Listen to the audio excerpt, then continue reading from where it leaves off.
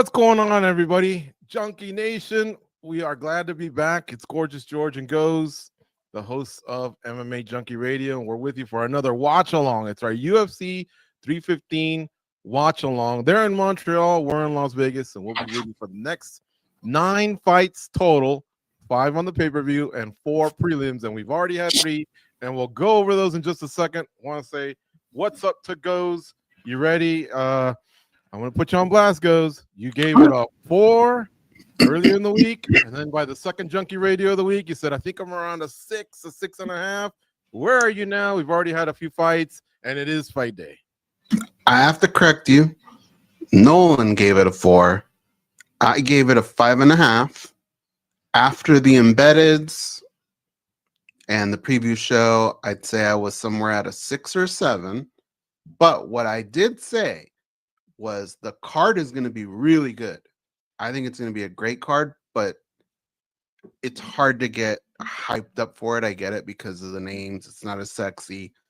But when you think about like the effects that it can have on the storylines moving forward, there are a lot of things that can happen coming out of this card. So it should have our attention. Our eyes should be glued to our screens. I think the fights themselves are going to be really good. Some of them kind of go under the radar. I was a little bit part of the preview show earlier. I was talking to Farah Hanoun, and I was telling her, because she was asking me, who do you think are going to get the performances? And I go, look, I feel like Manon Fiorot and Valentina Shevchenko will be a good fight. But it's not the type, I think, where we're all going to be jumping out of our seats. Or I think it's going to be very tactical. I think there's going to be a lot of strategy in play. And I kind of feel the same way about the main event, where it's not going to be one of those where they're just killing each other, but it could be like 2-2 going into round 5. Like, I feel like there's a lot of those types of fights. The Jasudavicius fight, right, with Jessica Andrade. I feel like that could play out the same way. I think it's going to be interesting, but I don't think at the same time we're going to be chugging beers going crazy here in Las Vegas. And what about Muhammad and Della Maddalena? Yeah, the main event, I think, too. Okay. All right, so where you at going in? I am at a 7.5. All right, fair. Well, right now we've had a few fights take place already on the the early prelims. So let me give you those results. Or actually, timeout. Let's get our pick in, Goze, right? Because we want to be timely with that. And then we'll go back and go over the 3 fights that took place earlier. Navajo Sterling is fighting Yvonne Ursland. We got New Zealand versus, where's Ursland from? Was that a Croatian flag? I believe so. They got the checkered thing going on. Yeah, he is Croatian. All right, Goze, in this fight, who you taking? You won last time. You took us to the end. So I can go, but it should be on you. You want me to go? Yeah. Look, Sterling is minus 350. Ursland is plus 275. 350 is kind of hard to overcome. It's like my limit to where I would bet a fight. Anything can happen in mixed martial arts, so it's kind of difficult. Like later on tonight, we're gonna come across a minus 1600. You know, that's very hard to pick. But 350 is about my limit, so I would say take Sterling. Okay. Now, folks, remember, if you make a handshake bet with someone, I'll bet you lunch. The odds aren't involved. I think Sterling, anyone offers you that, you're getting the favorite by far, a considerable favorite. The odds even things out. The question is, do you want to put 350 on Sterling to win 100? Or what are the odds on Ursland coming back? Plus 275. Or do you want to put 100 to win 275? So a bigger reward for the fighter that's deemed less skilled, less talented, and a smaller reward for the one that's more skilled and more talented. That's the balance. Now, a lot of people like me get sucked into underdogs because these are 4-ounce gloves. Anything can happen. And imagine putting 100 to win 275. That's pretty nice if you hit it.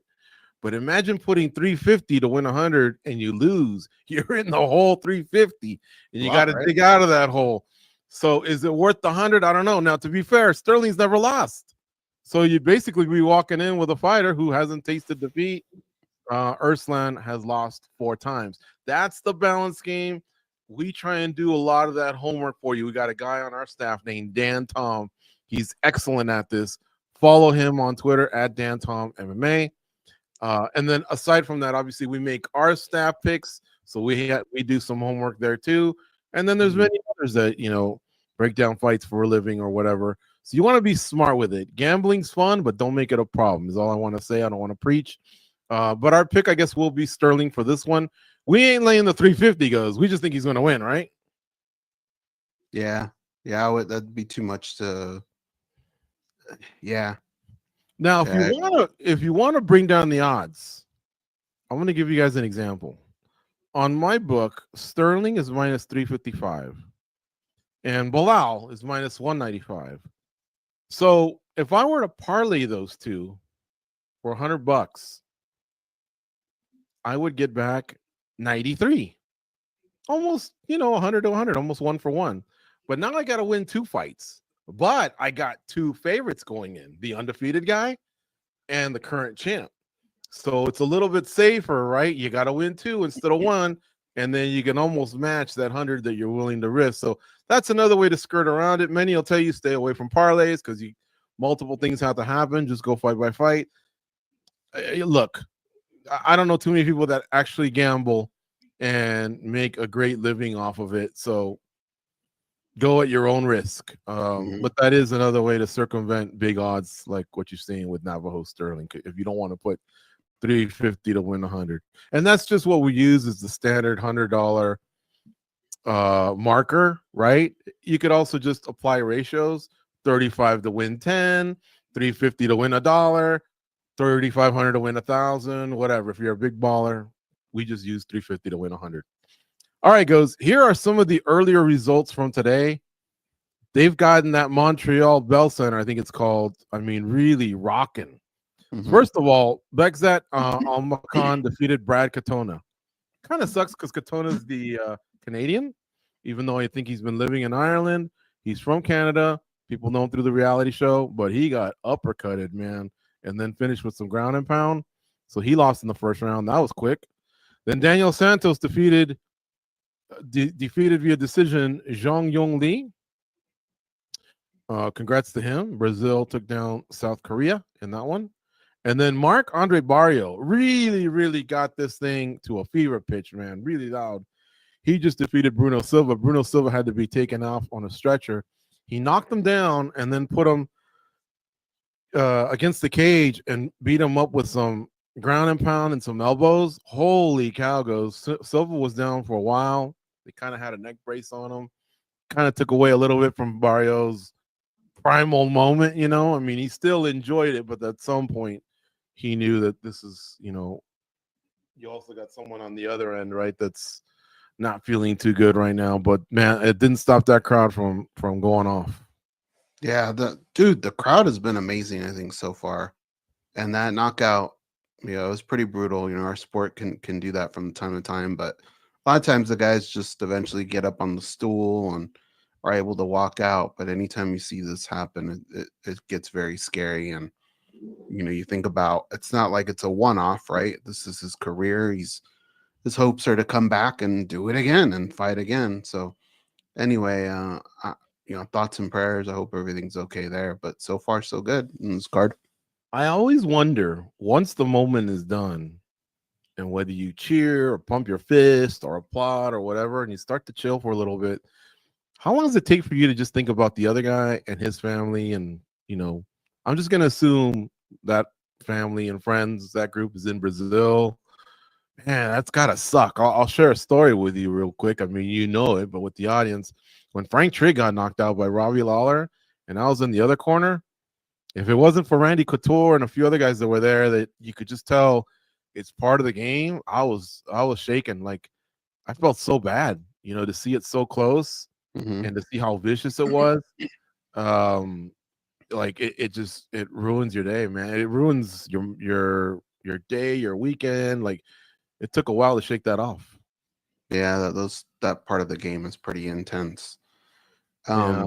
So as soon as they get a report back and I hear it, or if you hear it goes, pass it on to me.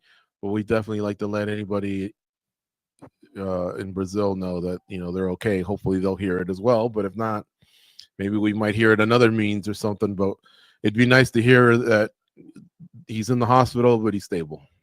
Mm-hmm. Do you mind if we jump further in the card? Because this is a good question that's in the chat. And it's something that Danny Segura and Farah Hanoun kind of went back and forth on. And I kind of want to get your take on this as well. Do you mind? Yeah. Okay. So Charles 84 in the chat says he's got two underdogs, Maddalena and Shevchenko, but he says, why is Shevchenko an underdog is beyond me. Danny felt the same way. Farah interviews Manon Fiorot a little bit, so she kind of came to bat for her. I kind of agreed with all of Danny's points, with the exception of the losses that Valentina have, the ones to Amanda Nunes. I don't know that we all sit here and go, well, Amanda's technique was so crisp that night, or it was kind of more like she's just a bigger gal. She was stronger. She was kind of moving her around that night. You know, like I feel like Manon Fiorot can do some of those things. So I understand she's younger. You know, Valentina is starting to slow down, which is still pretty good where she's at. But I think that kind of explains why maybe that line is like that. But do you think it's crazy that Valentina's the underdog in this fight? I don't think it should be that way, but I kind of understand where it's coming from. How do you look at it from a gambler? From the people that I've heard that are backing Manon, what they feel like is, sure, Valentina's more talented on the ground with her skills, right? The ability to take a fight to the ground, to go for submissions, to ground and pound. But Manon is very athletic, fast. She uses her feet well to circle around the octagon, and she makes it really difficult to get taken down. That's why you saw Blanchfield struggle so much. She couldn't get the fight to the ground because Blanchfield's probably one of the best at wrecking you if the fight gets to the ground. But no, Manon devised the game plan, albeit it was kind of boring, but she did. Then you have what are they like on the feet? Where again, Valentina is probably more talented overall and more experienced, but Manon is a taller gal, a longer gal, and Valentina is a counter striker.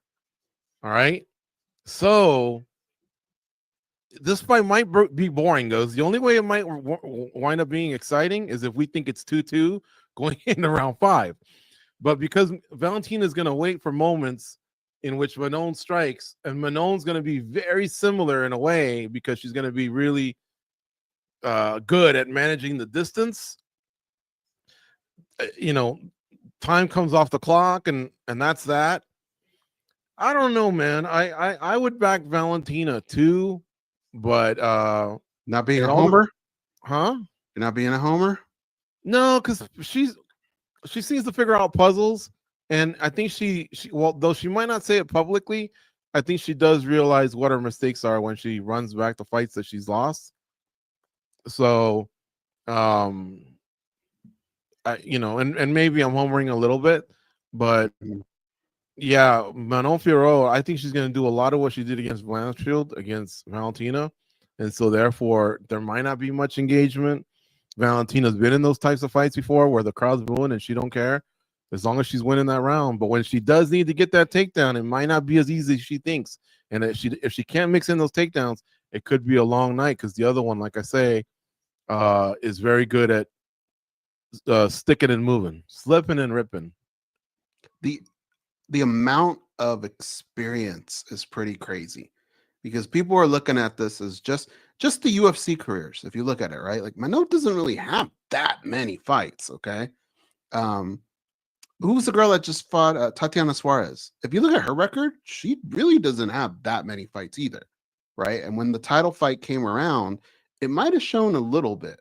And this is without even looking at like the Muay Thai career that Valentina Shevchenko had. Just combat sports experience is pretty crazy. So when you look at Manon maybe being a little bigger, maybe a little faster at this point, I think it levels out too with experience. So to me, this is the most intriguing fight on the whole card. If Valentina was an aggressor, like the way Jessica Andrade comes forward, then I'd say she could be in some trouble because Valentina's very good at being a counter striker, and she makes you pay for it. But if there's a lull in the action, it takes a lot for Valentina to break and then all of a sudden kind of become the aggressor. And like I say, Manon's not an easy target. So I'm not trying to jinx it. I'm just saying be prepared for what could be a boring fight. If each lady wins an early round, then I guess going into the third, we can at least play that game, right? That'll be a pivotal round. Who's taking a 2-1 lead going into the championship rounds? What are they like? Hopefully no one's eyes closing or, you got blood trickling in the eye, and if they can both stay competitive because they're both physical specimens, then they can take the fight into the championship rounds. But I don't see it ending early, that's for sure. Me neither. Yeah. All right. Now Navajo Sterling and Ursland are fighting. We are still in the first round. Boy, that Sterling's put together, man. He's got muscles on top of muscles. Yeah.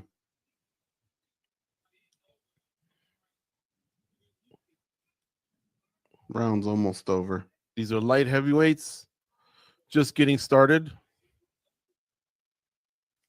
Round's about to end here. Less than 10 seconds.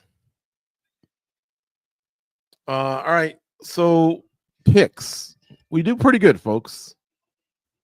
And again, that doesn't mean go bet your mortgage or anything like that. But what we do know is what we've seen and what we hear. And then when all these persons come together and see the fight in the same way, it gives you a little bit more confidence that you're picking the fighter that more than likely just game plans better, has good fighter IQ, executes the game plan, is coached well, and that's the best you can ask for. Because this game, I'm telling you, is so hard to figure out. There's so much that's unknown behind the scenes. For sure. Like early in the week, I thought José Aldo was, dare I say, a lock. And I'm not so sure he's going to win the fight now. How the hell do you miss weight by that much? Yeah. I mean, you said all the right things. 145 probably going to be home going forward. I get that. But it's not like all this caught him by surprise. That is a little odd.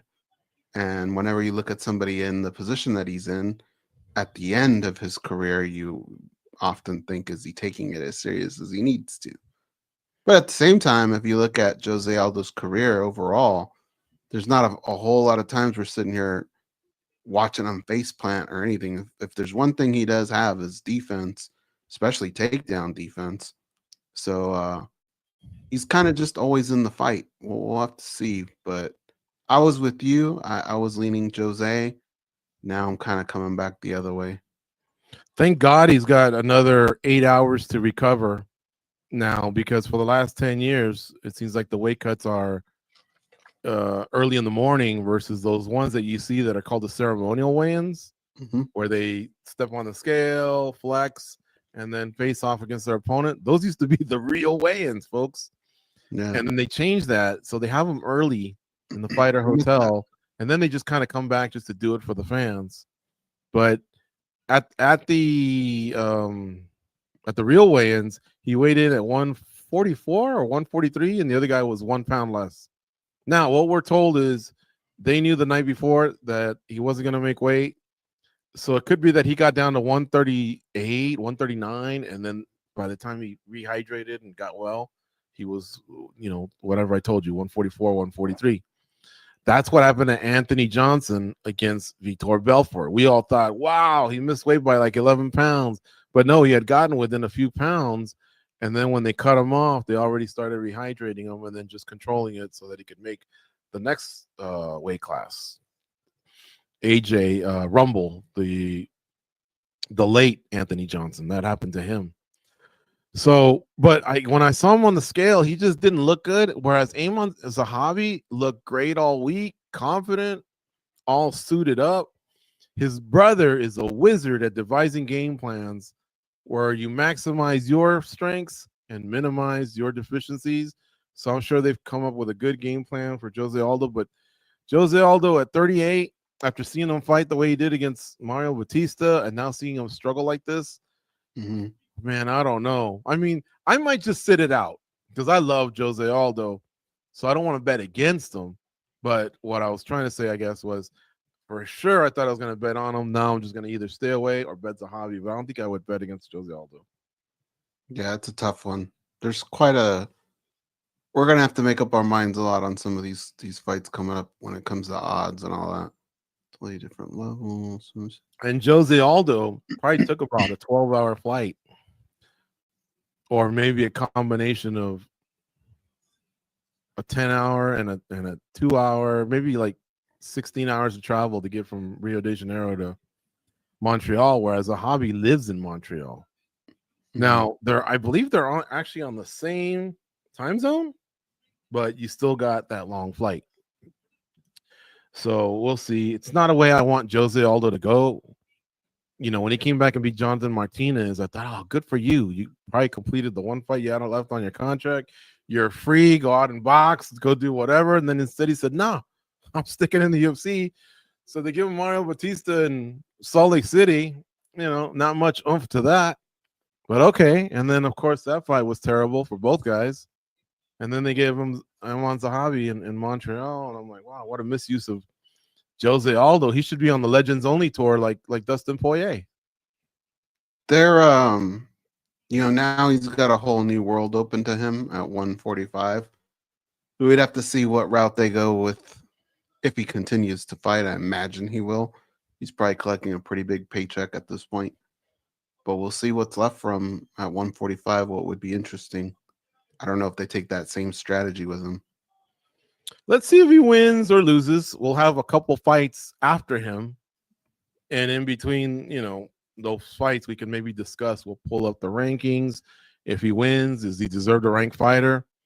Or maybe lays down the gloves, or, you know, we don't know what's going to happen. He might get knocked the hell out, submitted, lose a decision, look terrible. I've seen so many of these. I remember watching Frankie Edgar beat BJ Penn for like the third time at the Mandalay Bay, and it was everyone in the arena was so painful to watch because BJ not only got his butt kicked, he just wasn't doing anything. So you knew it was all mental, and you're like, oh man, a legend of the sport doesn't deserve to go out like that. It wasn't a good look. Seen a little bit of that with Tony Ferguson at times. It's just the exits are rarely graceful. You know what I do hope though, when Dominic Cruz didn't get the opportunity to do this, but Jose can, and the day he does lay down the gloves, I wish he would lay down WEC gloves. I think that'd be a bold move, or one UFC and one WEC glove.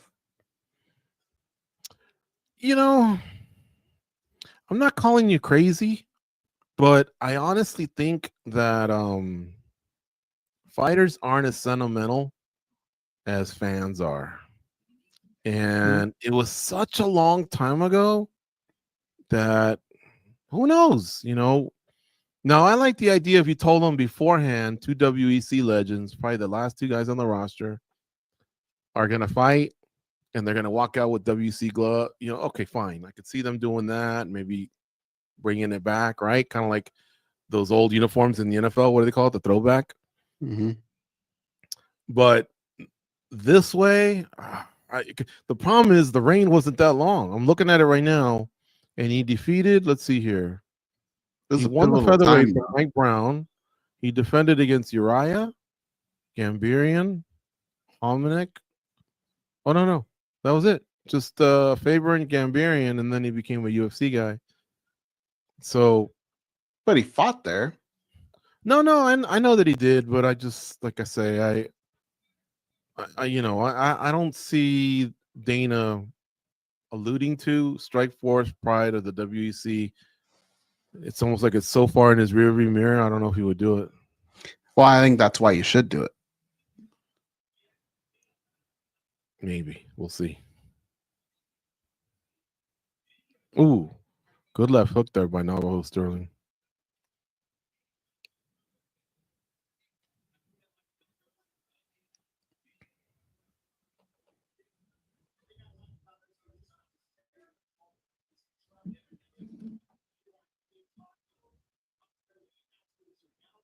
What's your clock say?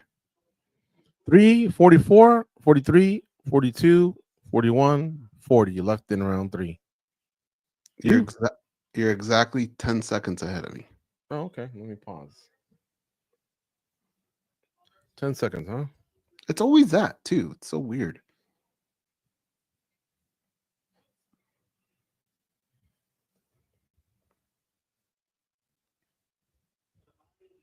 Okay. 26, 25, 24, 23, 22, 21. Nice. What was that? Like a scoop punch, man. Part uppercut, part hook. And then Ursland returned some fire there.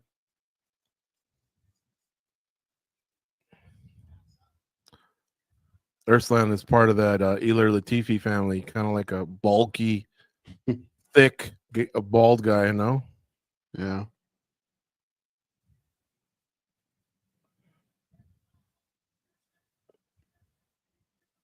This division, I think, needs something. It's not that they don't have good fighters. There's a lot of guys have fought each other already. And then you have like your guys at the top, and then after that, everybody else is like level.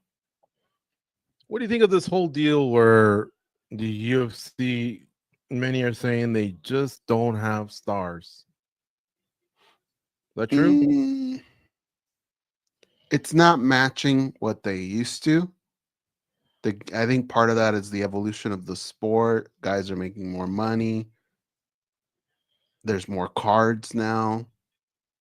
I can agree with it to a certain extent. Who are their biggest stars? Well, you got to take away the obvious numbskulls that, like, the Conor McGregor's. He's just not going to fight. Nate Diaz is just not going to fight. Those guys command a lot of views and all that, but after you get through them, I think you have your Islams. You have a guy like Volk, who I think is charismatic, but even he's kind of towards the end. And then you look at Sterling's putting it on Ursland. There's 130 left here, a little more than 130 left here on the round. Sorry, Goze. He actually got him down to the ground. Ursland's saving himself with grabbing a leg. Let's see if he can stop Navajo Sterling from continuing the onslaught. He's a little dazed. Okay, they're back to their feet. You could tell he's still not all there, although he was throwing his hands up like, what's up? And the crowd's going nuts. But while he's doing that, Sterling's just connecting. Oh, he's now on the ground. He's on his knees. The ref gave him a shot, and I'll tell you what, he's forgiven because the guy wound up getting back to his feet. A lot of refs might have jumped in there. Now he gets dragged down to the ground. Let's see if some ground and pound can put him away. Sterling's trying to get hooks.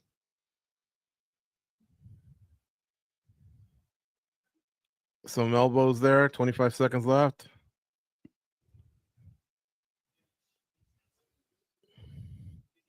Now he's starting to pummel him on top. Ref's taking a look, but the guy at the bottom, Ursland, every once in a while is throwing a punch upward, and he keeps rolling and moving when he needs to. He's going to make it to the end, I think. Wow. A lot of heart, that's for sure. Mm-hmm. But that don't look, well, that particular exchange looks like a minus 350 or whatever he was. But before then, it didn't feel that way. I guess what I was getting at before, George, is that there's there's guys that just don't register the way some of the other ones. Like if you look at like Taporia, right? Where he's at, what he could be possibly fighting for next.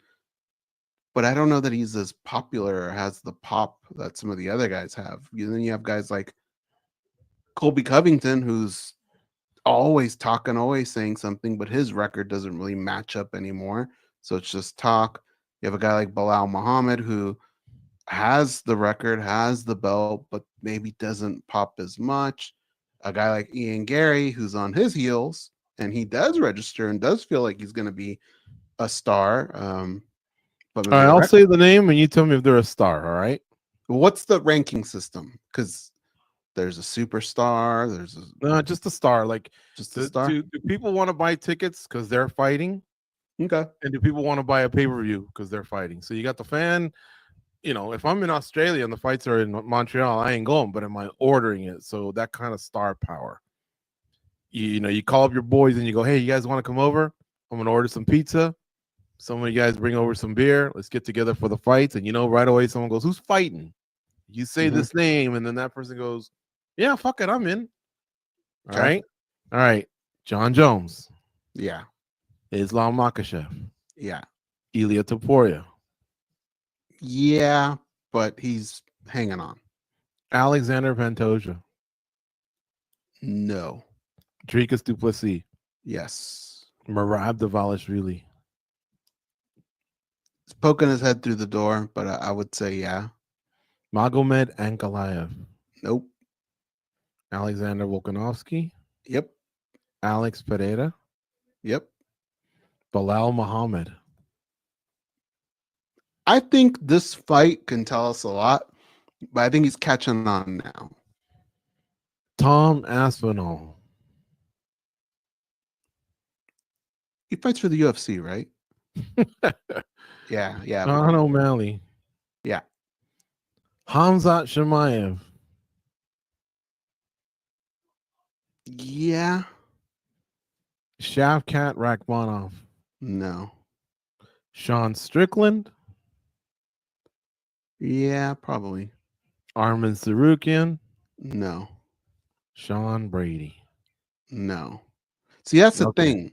Like John Jones, there's a difference between John Jones and Valentina Shevchenko, but to me, they're both stars. You know what I mean? I think what they're missing is more of the John Jones-esque type fighter. I basically read you off our pound for pound in order. Did you? Yeah, and it looked like most of them you would have the boys over, or if you were one of the boys, you would come over. Now, most of the time, at least 2 or 3 of these guys are on the card, or maybe 2. So that's a good thing. But I did notice a drop off when we got to the honorable mentions. So for sure, champions register, probably former champions register. Mm-hmm. But other than that, if you're still climbing, you're almost like a no one unless you're talking. You know what I mean? You have some guys that don't say too much, but are still kind of stars, like a Justin Gaethje, a Charles Oliveira. Then you have guys that do quite a bit of talking, like Michael Chandler, but maybe his record doesn't match, but people still want to watch the guy fight and tune in because they know he puts on a good fight. It just, I don't know. You feel like there's a retirement every other week, but you don't feel like they're building up the way they used to. They should make a big deal out of number 1 contender fights. Mm-hmm. They should make a bigger deal out of interim titles. But what it seems like to me is if you win the title, whether you still have it or not, if you're a former champ, you got there, like you're over. And I mean, only Alexander Pantoja you had a little hesitancy for, and Merab Dvalishvili, you said his head's poking in. And think about it; those are the guys that usually get partnered up with another champion to carry a card. Mm-hmm. So it's almost like the UFC's on the same wavelength. But I actually like Pantoja. I think he's, to me, he's fun to watch, and I think he has a nice personality. They just haven't really promoted him as much, and I think he could promote himself a little better too. I would agree. I remember him saying, "I just want to fight in Miami so I can go sleep in my own bed like dude, you're a prize fighter. Lie to us. We get that you want to go home, when you have a family. We get that. We're not saying for you to win. Hop into one of those fancy yachts in South Beach and take off to Bermuda with hookers. We're not saying all that. But give us the feeling that when it's done, man, it's going to be one hell of a party in Miami. And then we're all going to head to Brazil and do it over again. And you know what I mean? You don't you want to feel like at least you wish you could be there? Yeah. So, I don't know. We should probably get this pick in. Let's do that. Man, this is about as even as you can get. Modestas Bukakas is minus 115. Ion Kuntalaba comes back at minus 105. She's skill-wise, what a nightmare. I like Kutalaba at times. I think at times he gets sloppy. I'm gonna go Bukauskas.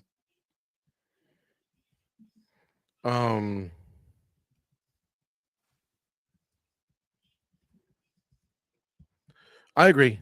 We're 1-0 so far. I thought Jan Kutalaba looked pretty good in his last fight, but he's very inconsistent. Yeah, and he hit a lot too. Yeah. So, from what I heard from some of the sharps, I saw more of Bukauskas, but it was pretty split, much like the odds. So, yeah, these guys are kind of like more on the rough side. Like they can make it more of a brawl instead of a mixed martial arts contest. Like they can turn it into that. And along with that comes lack of game planning or throwing the game plan out, reacting to the crowd. Like, I don't know. I like people that kind of stick to a game plan. When I want, like, if I'm just a fan and I'm just drinking beer in the audience, you can do whatever you want, just entertain. But when I'm betting, I want the people that really, really seem to be well prepared and make good decisions while they're in there. I can agree with that. And then a lot of times, some of the most money you can make is the money you don't bet. Just sit it out. Yeah, you don't have to bet every fight, especially when they're that like when you really find yourself going back and forth. Just sit back and enjoy a good fight, man. It's not like you have to wait very long for the next card. Yeah, the next one's Jessica Andrade and Jasudavicius, and I like Jasudavicius in that one. I do too.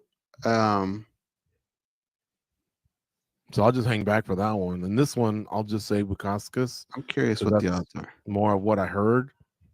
I've seen Kutalaba a lot around town, but I've never really got a chance to meet him. I like his getup, when he paints himself. He's really intense. And in fact, sometimes I think you're overdoing it, buddy. Just get out there and do it. No one's really scared of each other in this game. They're more scared. People are more scared to lose than to get hurt, from what I can tell. So Jasudavicius is minus 300. You think that's too much? I would probably partner her up with someone else, but I just think she's going to win. What's your parlay for the night then? Well, remember I like that Almacan. I like him. I like Belal.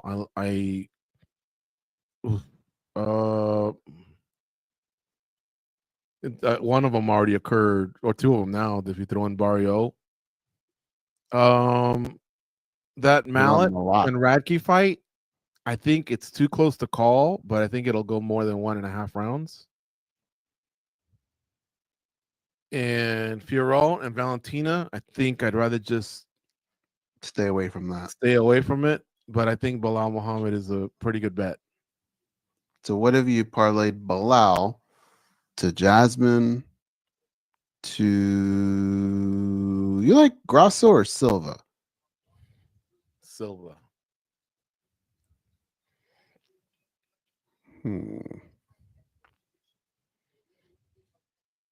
3-inch reach advantage for Bukauskas.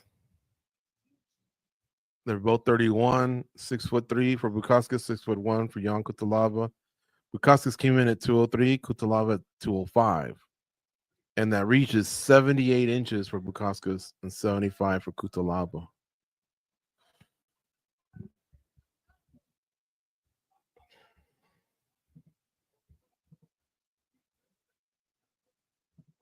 I used to laugh when Bruce Buffer would say, "A kung fu fighter," and it was Roy Nelson. Just because he looked like anything but a kung fu fighter, you know? See, this is where Kutalaba, okay, I like it, but dude, you've been doing this all week. You know what I mean? It's kind of the last thing Bruce needs to be doing is standing between two guys, right? Security needs to get on that quicker.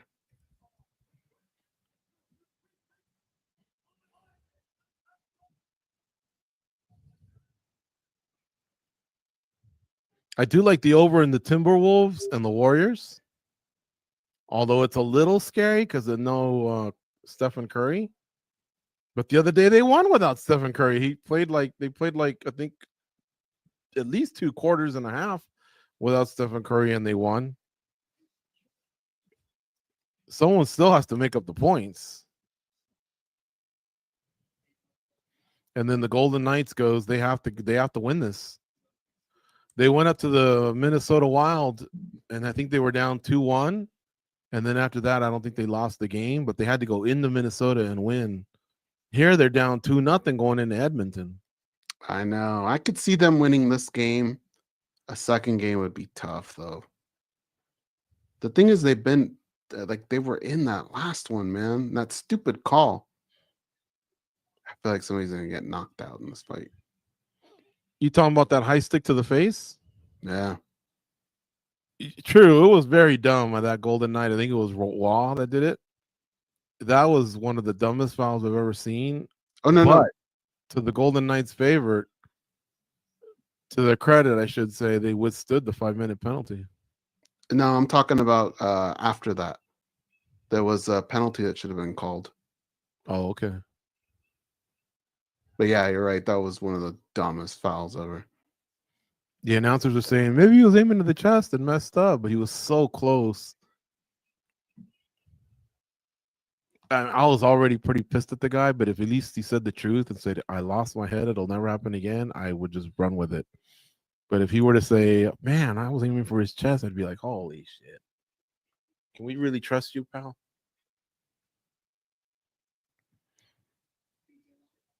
All right. Like Goze said, it does look. Tensions are high. These guys are pretty big dudes, and they swing hard.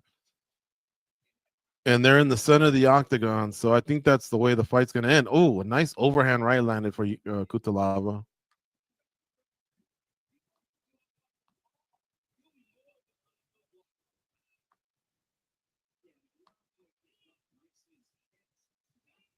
You know, there's a lot of controversy around this whole, did Alex Pereira send that tweet or not?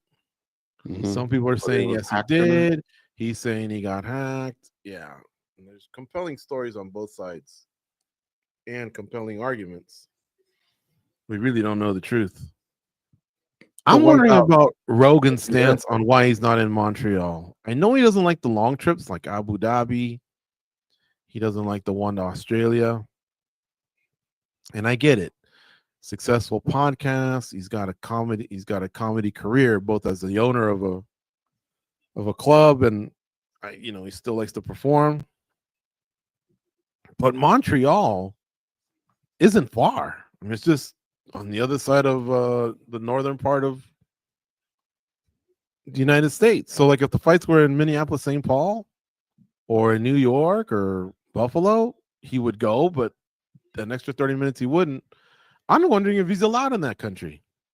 Now, I'm not suggesting Joe Rogan's been up to no good. It doesn't sound that to me like that. But remember, it's a strict country to get into, and sometimes even the simple DUI will prevent you from going in.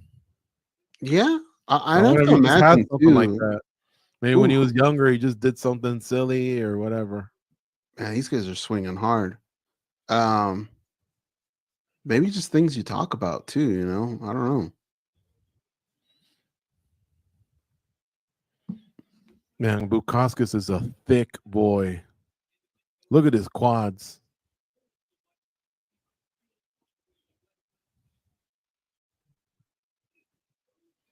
Ever since I got my torn quadriceps, which is pretty much the same as the torn patellar, for some reason I'll stare at that muscle right on top of the knee.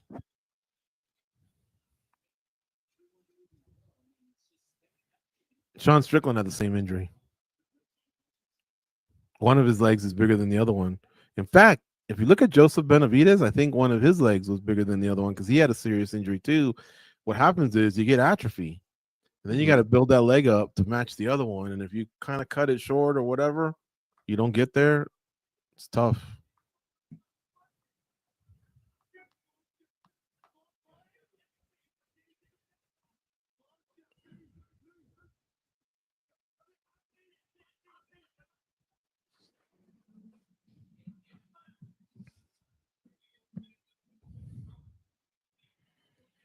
Uh-oh, the woos are starting. The woos or the booze? The woos, the woo. They were like Owen Hartish though. And they're way in the back. They weren't like, oh, nice. Spinning back kick there by Bukauskas.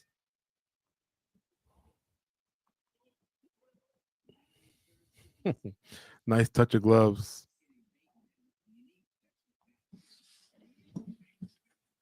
You know, back to the UFC.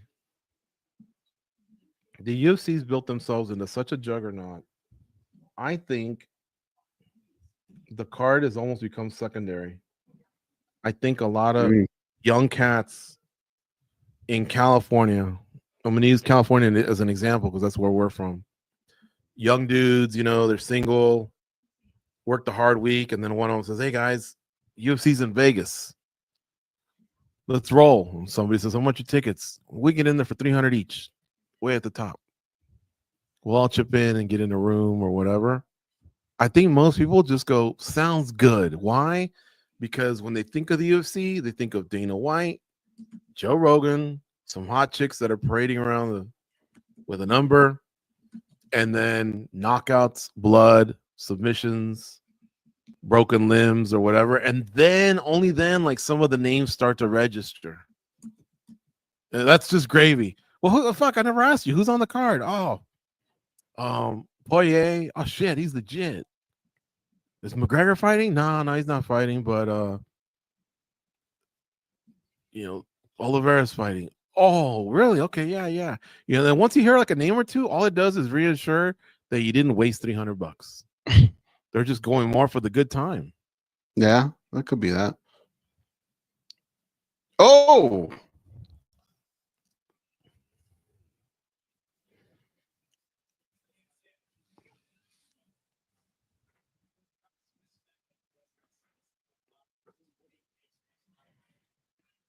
Kutalaba, though, by painting his face and being such an instigator, has allowed me to remember him. Yeah. So I gotta give him credit for that. Even though sometimes I'm like, ease up on the antics. Every time you see the other guy, you don't have to get in his face. Just do it a few times. It's his problem is just consistency, you know. He seems like a likable guy. Yeah, he's got a little edge to him, but you kind of need that in this sport. Need a little bit of everything, but he's got to stay consistent. What do you think about Bo Nickel? He loses. He did some media, and it looked like he was coming to grips with the loss. Man, I got some work to do. This guy was good. Yeah. All right. And then towards the end of the week, I could have sworn I saw someone that said, man, suck my dick to everyone that's hating on me, or like he just, I don't know. I don't blame him for that one. You know? No, not at all. Because he did take it on the chin, no pun intended. And it's not like he's denying what happened. You know, you'll get fighters sometimes go, nah, I didn't lose. I think what he's basically saying is, yeah, I lost, but I'll be back. And when I come back, I'm going to be better than ever. And I'm going to remember which one of you guys were talking shit and which ones didn't, you know? Right. I don't think he means everybody that doesn't think I'm the greatest person on earth sucks. I think some people have been doing this with a little bit more venom than others. Mm-hmm. You know, if you look at the things that we talk about on our show or on Spinning Back Click, we have to have some kind of an opinion. And if you're going to ask me, did he look like he deserved to be in the same class as RDR? Probably not. It's unfortunate, but he didn't that night. It was not a good performance. But that doesn't mean he sucks. I think some people are like, ha ha, you suck. I think that's who he's talking to. Right, but because he answered them, they got what they wanted, and now they're going to be even more relentless. Yeah. And it looked like it bothers him because obviously he went the route of doing that, whereas early on he was just like, I just need to get back in there and work harder, you know, and that's that. I think he fell in that trap that Jamal Hill's fallen into, and a few other fighters have fallen into, where they're just so fixated on the haters. I feel like, I was just about to say Bukauskas is finding a little bit of a rhythm, but then Kutalaba comes back and fired. We don't do too much play-by-play, guys, for these because a lot of people get to see these. It's more pay-per-view. But I don't know, man. I think I mean, it is a lot, George. For like, think about all the people on social media, it's not just like MMA media, like a lot of it's been fighters too, you know? And I think when people are pointing the finger at him, half of them are really pointing it at the UFC because of the way they put him in that position. Mm-hmm. Maybe he didn't have to use that verbiage, but they're swinging right now. Yeah, they are. Well, it's funny to me because if the UFC were to re-sign Tony Ferguson, let's say Tony Ferguson was on this card, he'd get one of the loudest pops at the press conference with all of them there. Mm-hmm. And at the fighter hotel, when he exits, you know, the fans get together and they want pictures and autographs. He'd have probably, you know, the most people come up to him. He's beloved.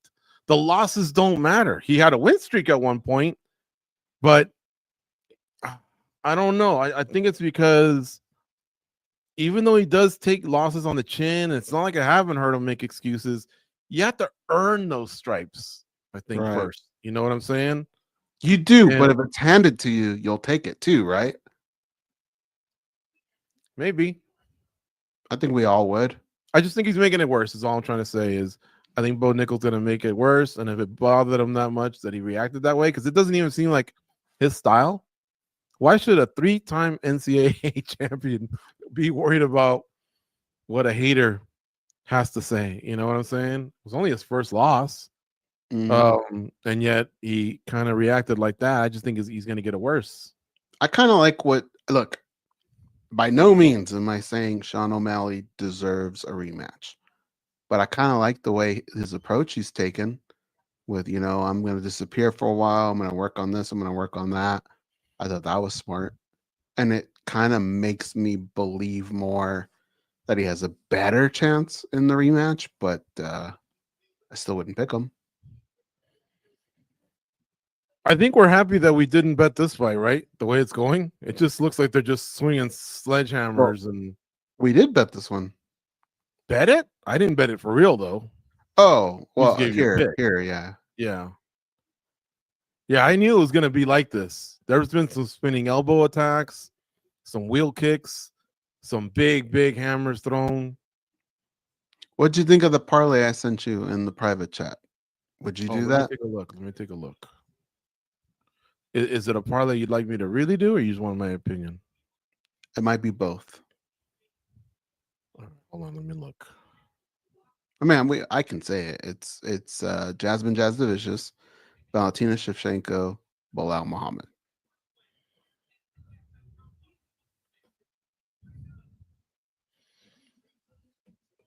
I There's would an stay underdog. away from Valentina. I would too, but when do you ever get her as an underdog? I don't know. She's a little stubborn with her game plans. But I do like the other two a lot. Problem is, you need something, right? Yeah, let's see what Can't else just is be left. all chalk.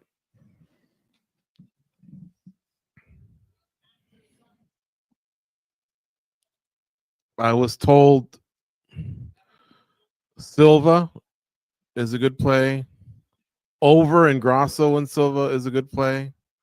Over and Malott and Radtke is a good play. And then there's a hobby one, which I don't really want to go against Jose. But then again, every once in a while, I see that punk ass Jose and we get into it about Manchester United and Chelsea. What's the over in the Grasso fight? 2.5, I believe. Let me check.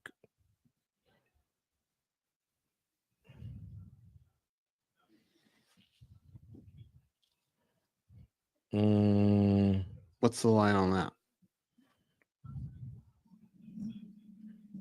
Okay, hold on a second. In which one?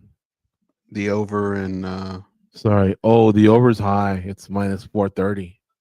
yeah. That's how much they think it's going to be an over. You could do a little bit more. I'm going to work out the math. There's a chance that if you double your bet, all you need is Muhammad and Jasudavicius. It'll be the same as adding the third party.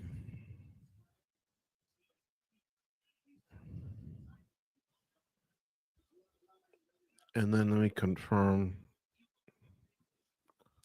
Because I got some real big dogs that I know that really, really study. Oh, I can't believe he couldn't get that takedown.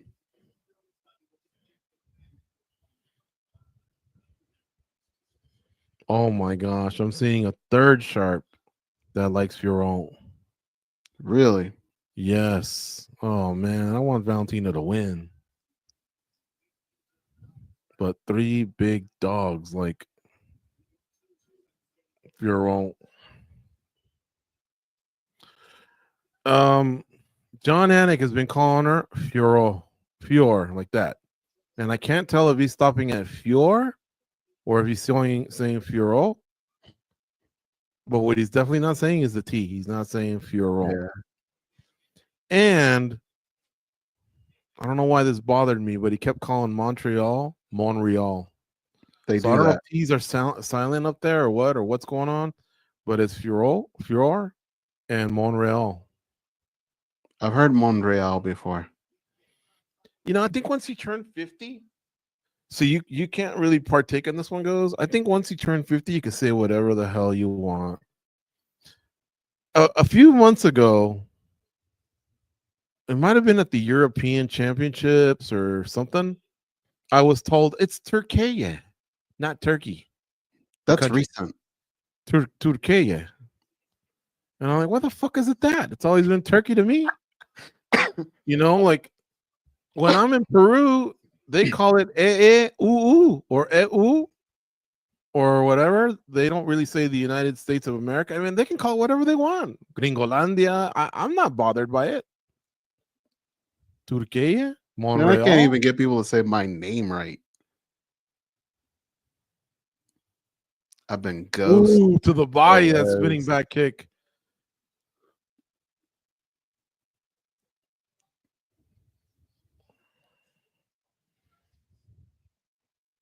You like Mergliata? Is Mergliata one of the top 10 refs in the world? Yeah, top 10. Is he one of the top 5 in the world?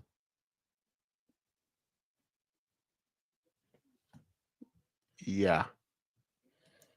Who's your top 5? Okay, write down you have a pen? I can use my phone. Oh no, you know what? Go to the private chat. Okay. Type your top 5 but don't press enter until I say 1, 2, 3, and then let's see if we match. Am I doing it in order? They don't have to be in order, just your top Okay. 5. Mm.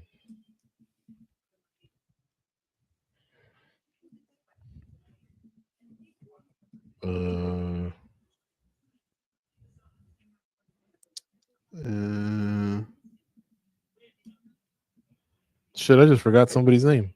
I'm blanking on the guy. I got it. Oh yeah, I got it.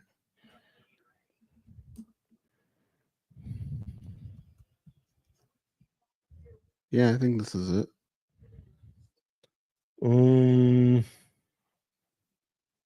Oh boy, this is actually a really tough one, but I think I got it.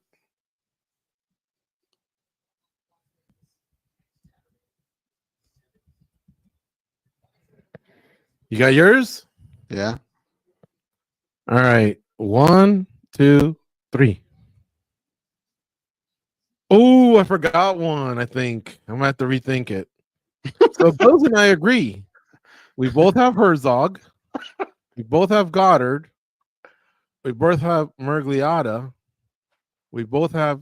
So I'll say their full names: Jason Herzog, read that. Herb Dean, Dan Mergliata. And I think I might have misspelled Mergliata. Oh no, that was Goze. Okay, Goddard, and he has Beltran, and I have what's his last name? Mark Smith. Mark Smith. Okay, I have Mark Smith. But as soon as I saw Beltran, I was like, "Ooh, I really like how Beltran calls fights." Interesting. Did you think of Keith Peterson at all? Modestas Bukakis won, so we won. Keith Peterson. The problem is I would have had him edging out probably Dean at this point. Write your second 5 right now. My By the way, second DC's really pissed at this decision. He says that decision's trash. Who is? Whoa. Oh, DC. Okay, they only got Sal D'Amato there that I recognize. There's 2 other names. Oh, no, I recognize Jared Villel. But 2 guys had a 10-9 either way, Goze. Yeah.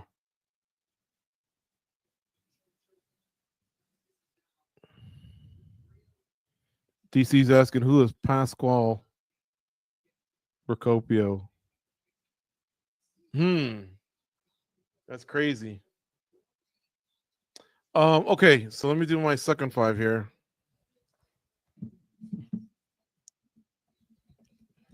It'd be nice if I knew we had at least a dozen good judges in the sport.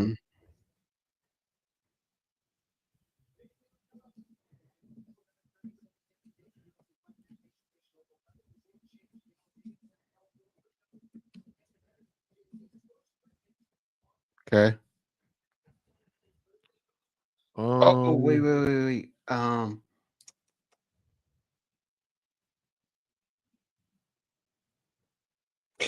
Man, I don't remember his name. I think I have my second 5. You got yours? Yeah, but there's one that I might substitute out. I know.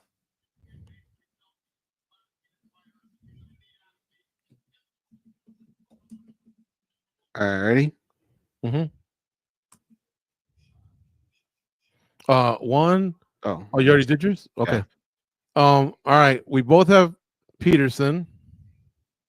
Keith Peterson. That's no nonsense. He's the guy that smells like cigarettes and beer, according to Dominic Cruz. I have Beltran, and he had Smith, so that rounds out the first 5, kind of. He went with Kevin McDonald. I went with Vitor Ribeiro. We both went with Chris Tione, and we both went with Frank Trigg. I did think of McDonald. Did you think of Ribeiro? No, I thought of Minor, the guy that looks like a thumb, but I switched him out. Ribeiro's a good one. And then there's Kerry Hatley. So we have about a dozen good refs. Hey, folks, have they made mistakes? Of course they have. Even Big John's made mistakes. Keith, Herb Dean, they've all made mistakes. Some might make a few more, or they're more glaring, or whatever. But hey, we got to get this pick in. JJ. I mean, I'm going Jasudavicius. I'm also going, so I'm taking her minus 300, but I'm also taking her by decision, which is the following: plus 125.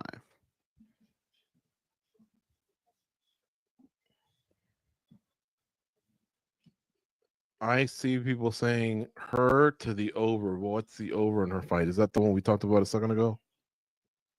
No, that was in the Her over is minus 170. So you could parlay Jasudavicius to over to bring down the odds. It's all in the same fight.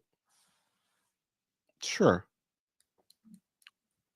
Or you can do Jasudavicius to Belal, or Jasudavicius to Belal and open, and then you can think about the Fiorot Valentina thing a little bit more. Okay. Which one? Well, I think Jasmine's going to win, and I don't think she's going to stop her. So that to the over, and then the parlay with the open, I think. So you want two parlays? Mm-hmm. Okay. Of the same price, please. All right, so this bet's in. It's Jasudavicius minus 300. And then we also played Jasudavicius by decision plus 125. We're 2-0 so far tonight, guys. So if you're following us, you're making money. If you're not, good luck. We want you to win. The odds, if you're watching here, a left check mark is what we've played. Middle are the odds, and the right is the chat room.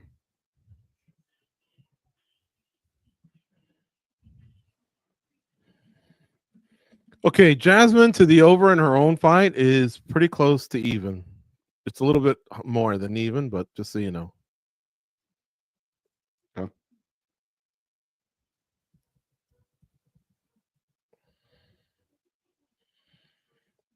But I'm going to look under MMA props.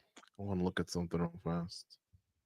Because MMA props does have Jasmine by decision. Oh, but see, you can't do that. Because over 2.5, if you take it by decision only, what if she stops her or submits her? You know what I mean?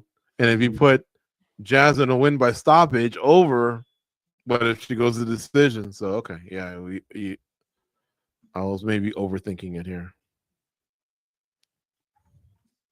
I'm actually having a decent day gambling today. You did basketball? Yeah. Basketball made no sense. Well, none of it's made sense because all the road teams are winning, and some of them are like 10-point dogs.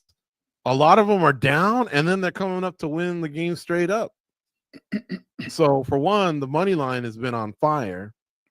But now, did you see that video? Did I send you that video of those Knicks fans that were clowning on Boston? Mm. And then they're coming home, and they came home, got routed by like 20. No. So today you got Minnesota in San Francisco playing the Warriors. They're 5.5-point favorites, but there's no Steph Curry. Now that series is 1-1, if I'm not mistaken. Even hockey's kind of not making sense. Oh, I got to get your other one in.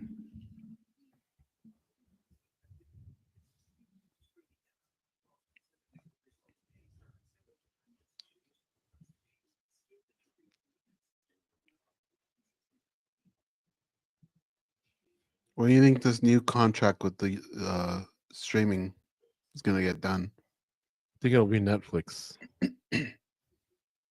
Or they could still wind up in different parts.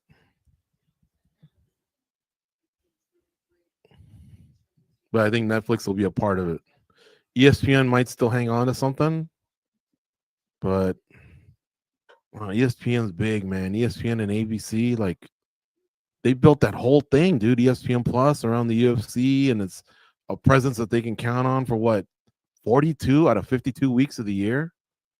That's enormous. And then on certain Saturday nights, they just take it over because the UFC pay-per-view is so powerful, in that regard. Yeah, they got good contracts. They have that F1 contract too, right? Yeah.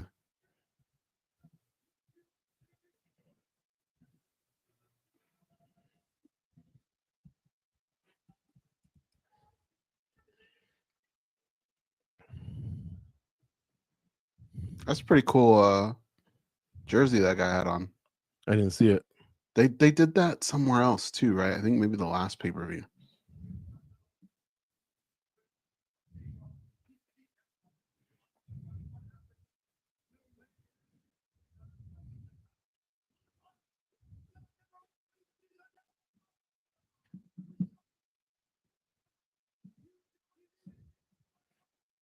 Jessica Andrade just won't go away because she's so active and she makes these key wins from time to time. I saw Jessica Andrade at Home Goods one time, and I was trying to figure out if say hi. No. Well, I guess I could say it. She was in a women's lingerie section. Oh, okay. And so I kind of see her from a distance, and she's got a look to her. But I was like, for sure, is it her? And she kind of like bumped into a girl a little bit. I didn't think it was anybody's fault, but that girl kind of like gave her a look like, who's this girl think she is? And I just was laughing in my head thinking that's the last girl you want to mess with. It's true. That was the slam that she did to Rose, man. That's a forever highlight there. Look at her quads. Jessica's got big quads. But this other girl's vicious, man. Once Jasmine gets on top, holy cow, she makes you pay. But,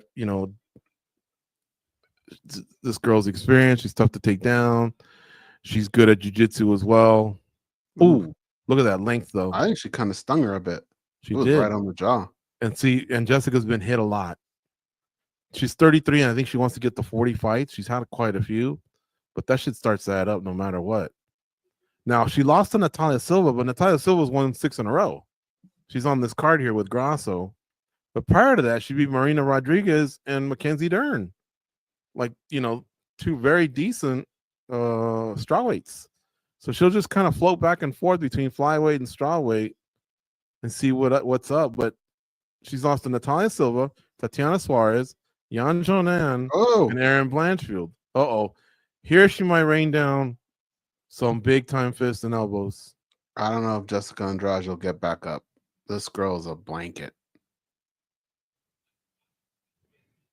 Jasudavicius has her back now. Jessica's holding on to her right arm. Remember that standing guillotine she did to Amanda Lemos at the Apex like about 3 years ago? Mm-hmm. That was crazy, man.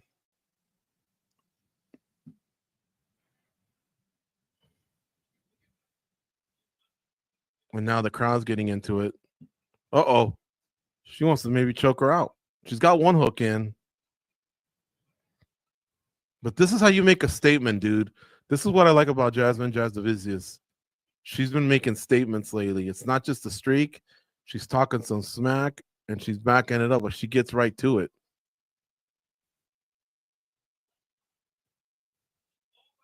Oh, she flattened her out. It's not good for Jessica Andrade, and I think that might be under the She's under the chin right there. And her hands out. Is that a tap? Yeah, she's tapping on the other side. Wow, look at this. Oh, man. Big win. I forgot I didn't want that.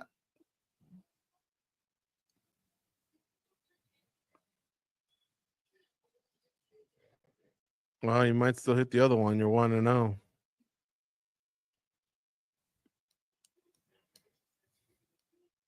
And look, Goze, she's not even injured or anything. This is going to be a very key moment when they get. Ooh, they're giving her a black belt. When she I like gets that the one mic. because it's deserved. So many guys or fighters get black belts and they won by strikes. Look at this. Takes her down. She gave her a ride, bro. Think about how strong she is because Jessica Andrade is very muscular. So I'm sure she's heavy to get in the air. And then she just smokes her, man. Hot butter through the knife.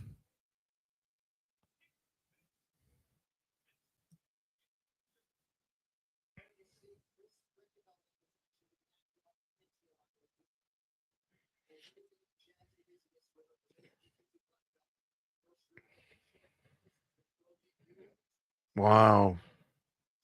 Okay, I think I know where you were headed with this. Maybe you lost your train of thought or I interrupted you, but you're saying this presents something because Grasso and Silva have stakes in the next fight too in the same weight class. Is that what you meant?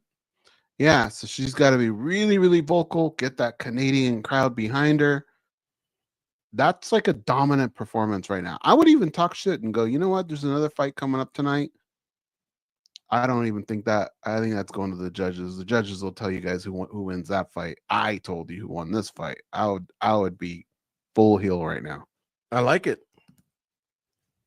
Throw in the B word a couple times. Maybe. Why not? We're not tuning into church, folks. We're not tuning into, the Pope's third mass, the new Pope's third mass. Like, make us remember you. Make us talk about you. I don't think you need to say stuff that crosses the line, but if you say, like what Goze is saying, hey, the two that are fighting after me, man, probably going to go to a decision and bore you to death. So I gave you what you wanted. Hopefully Hunter and Dana. Mm-hmm. And when you're trying to figure out who's fighting the winner of Fiorot and Valentina, Yep. consider your girl here, something. Even point at them and go, that's what you guys like, right? You like finishes. There you go. Mm-hmm. There's a finish. Let me know how it goes later on tonight. And here's an easy one. What's up, Montreal? What's up, Canada? Like, Mm-hmm.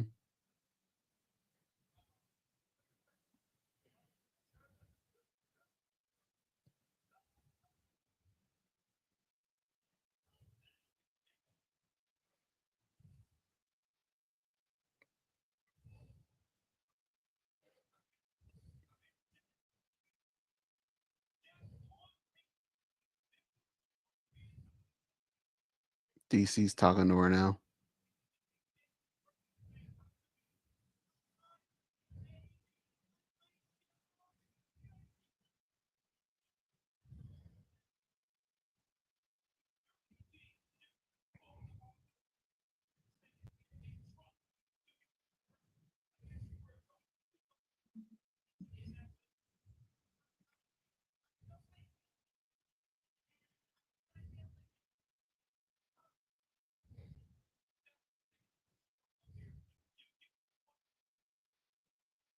look at this. Boom. Dude, that's a ride she went on right there. You gotta put that black belt on her though, no?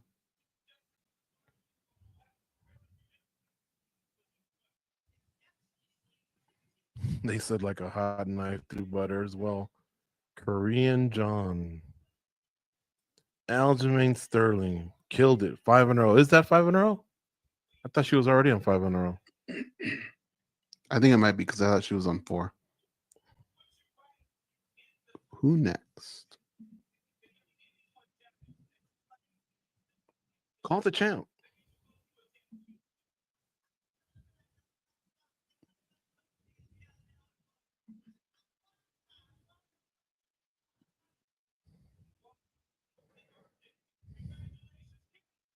All right. She probably earned a bonus, huh? Yeah. Okay, she's won 4 in a row. We're all wrong. Oh, no. They haven't counted this one yet. Okay, so this will be 5 in a row. And this is her hit list. Jessica Andrade, former strawweight champ, current flyweight, but also a former bantamweight. I think we see an announcement coming.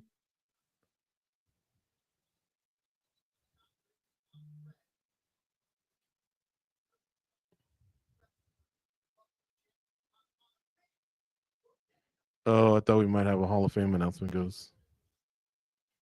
Okay. Myra Bueno Silva, who recently fought for the bantamweight title against Raquel Pennington. Ariane De Silva, Fatima Klein, and Priscilla Cachoeira. Hey, are they all Brazilian? Man, she could be a Brazilla killer, huh? If she didn't want to be the Chuck. Yeah. She's also beaten Miranda Maverick, Gabriela Fernandez, which sounds to me like another Brazilian, Kay Hansen, and she's only lost to Natalia Silva and Tracy Cortez. Both were decisions, so no one's really handed her butt. Elise Reed beat her. That was a split decision. She's only lost 3 times in her life.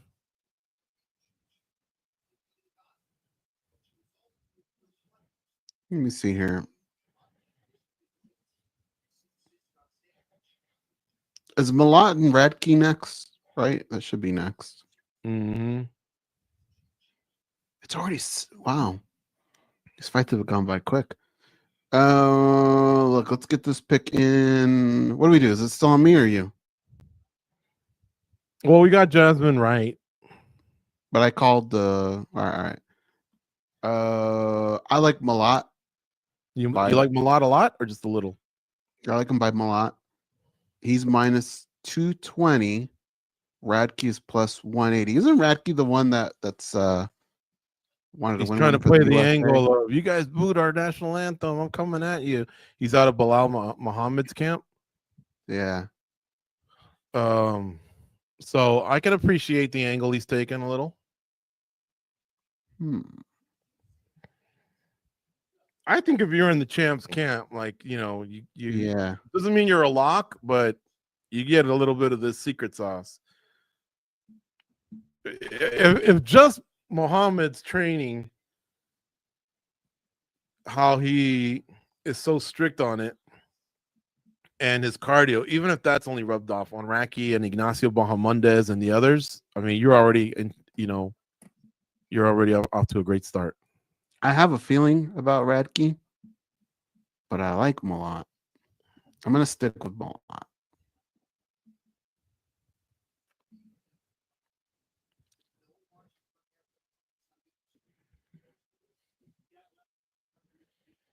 DC slimmed down a little bit. No, dude. The other day I saw him do, he does the sit down with DC.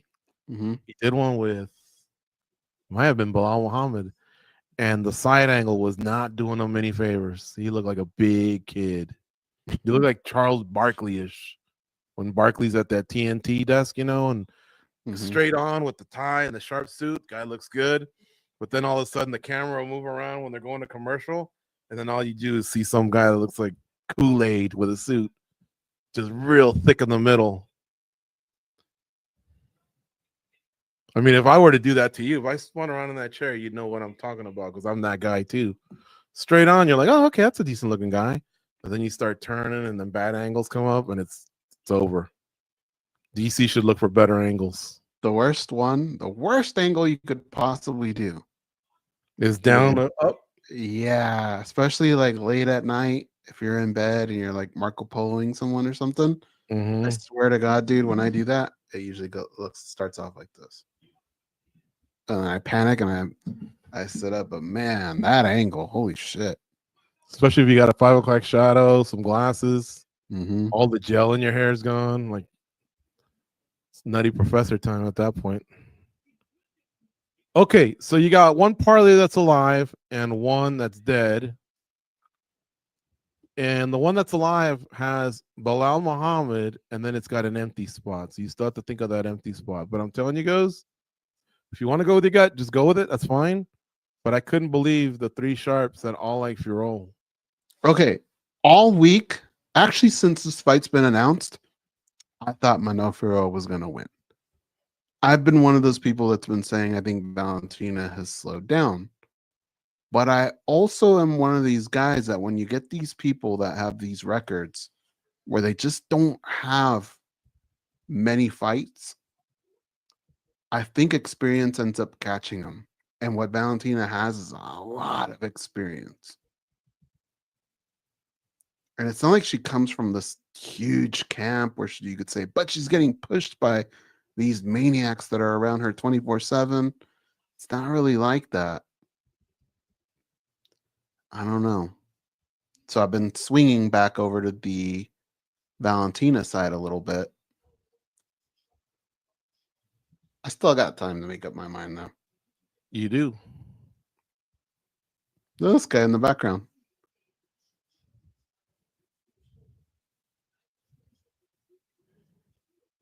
Who is that guy? Do we know?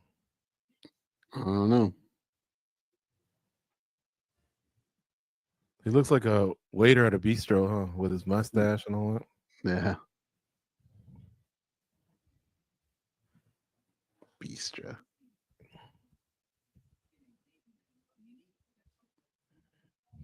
Have you seen every place has like their own accident attorney commercials, but for some reason in Vegas, dude, we got the corniest people. And for the longest time, that Nakvi guy is just, I can't stand him. But that Really? Demopolis Law guy, he how can I put this, man? It's just douchey commercials, but now he's Batman. Like literally, his commercial you would think probably has a bigger budget than some Which movies. guy? The Demopolis Law guy. Oh, He did a commercial where he's back. I heard Nakvi's very nice. He's nice, but I've been around him a few times in person, and you could tell he's probably like a guy that got teased a lot in high school, and now Payback time because he's successful. yeah, like you could tell the way people follow him and stuff. He's surrounded by a little bit of kiss asses. Mm-hmm. But this other dude, oh my god! I get a feed from LA, and lately it looks like two brothers, and it looks like their personal injury. The Glenn Lerner guy? No, it's from LA. Oh, okay. But what it looks like is they're appealing to the Hispanic community. Oh, I know why I get them, because I'm watching Europa League in Spanish, so it makes sense. But they're so horrible, dude. Like, oh, it's like they'll say, "Has estado en un accidente, entonces tú tienes que llamar a las oficinas de Brian and George." You know, like it's so bad that I don't see why the director didn't go cut. Is it? Throw away that script. I mean, shred it. Shred the script. Let's start over, and let's either have them talk in English with subtitles, or do they have a relative that's part of the team that can speak in Spanish and say "Ellos dos," and they can stand there with their arms folded with some dark glasses and look cool like Men in Black or something. But what I see is just so painful, man. Is it worse than Al Pacino? Like Saturday Night Live skit. In Carlito's Way? Worse. Worse than that? Mm-hmm. You don't know their names? I can look it up online, the commercial. I don't, but it's just like, I'm going to send you the commercial for this dude. I know the audience is probably going, what the fuck are these idiots talking about? But it's so bad. By the way, I'm looking at how both of us spelled Tyone earlier. I know. Did you know it or no? I just guessed. No, I didn't know. Did I get it right? One of us got it right. There's no way. Oh, I might have got it right. MMA ref Chris Tyone.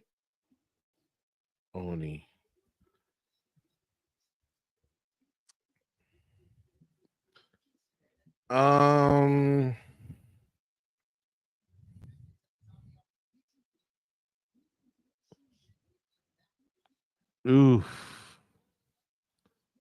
You are probably closer. You went with Tia Goni, so Tyone, and I went with Tion GNI, Tioni. I overthought it. Yours was closer, but it's Tog, and then Noni, Noni, Tog Noni. But Joe Martinez That old rascal, he makes it even more difficult. He'll go, and the third man in the booth is Chris Dione or whatever. You know he's saying it right, but you know it's hard to duplicate him. Yeah. Chris Dione or something like that. He says. Mark Smith and Chris Dione, they punched the clock, man. We used to see him ref for, I think it's called ISK, like it was Tough enough. kickboxing refs that used to oversee the MMA fight. So we saw him on a lower level, and now to see them do the reality show, you know, the Ultimate Fighter, and then Dana White Contender Series, and then the prelims, and now they get big fights, man. That's super cool. Dione had hair at the time. Yeah. All right, who's this now? Is this Malott? Yeah, this is Malott and Radtke. Ooh.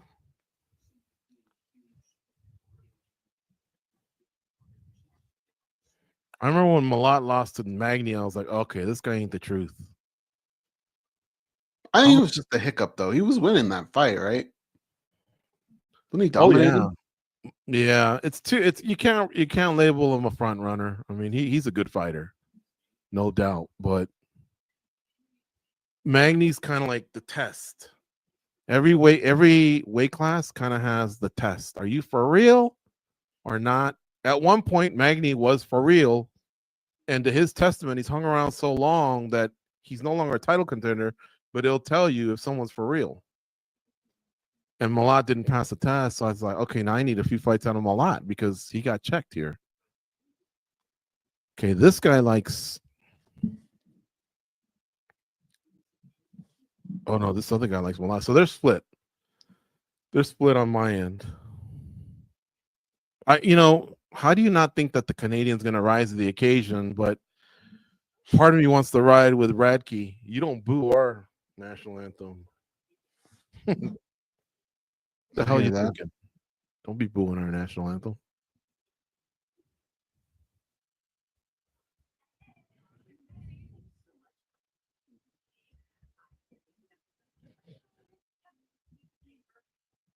Man, they're showing a not be commercial right now.